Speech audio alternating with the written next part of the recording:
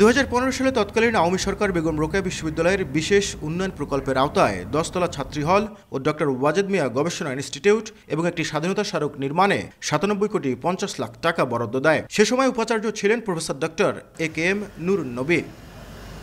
তবে 2017 সালের 14 June doctor Nazmul Hasan Kalimullah উপাচার্য হিসেবে নিয়োগ পাওয়ার পর বন্ধ করে দেন প্রকল্পের কাজ। যথাযথ কর্তৃপক্ষের অনুমতি না নিয়ে ভবনের নকশা পরিবর্তন করে নির্মাণ ব্যয় বাড়ানো হয় দ্বিগুণেরও বেশি। তবে এরই মধ্যে সব প্রকল্পে ব্যয় হয় 55 কোটি টাকা।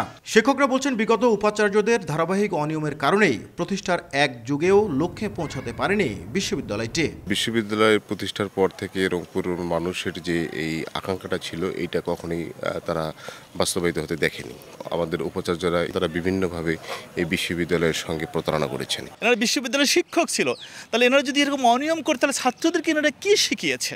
আর ঠিকাদারকে অ্যাডভান্স 15 কোটি টাকা দিয়ে দেওয়া, এটা আপনারা ভাবতে পারেন? প্রকল্পে অনিয়মের অভিযোগে সাবেক উপাচার্য ডক্টর নুরুন নবী, ডক্টর নাজমুল হাসান কলিমুল্লাহ, প্রকৌশলী জাহাঙ্গীর আলম, ঠিকাদার আব্দুল সালাম ও হাবিবুর রহমানের বিরুদ্ধে বুধবার মামলা করে দুর্নীতি দমন কমিশন।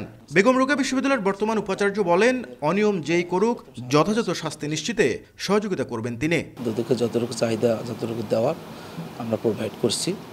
আমি চাই এখান থেকে যারাই অনিয়ম করুন না কেন তারা শাস্তির আওতায় আসুক।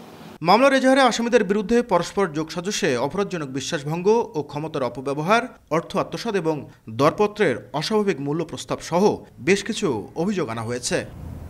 নাজমুল ইসলাম নিশাত, সময় সংবাদ, রংপুর।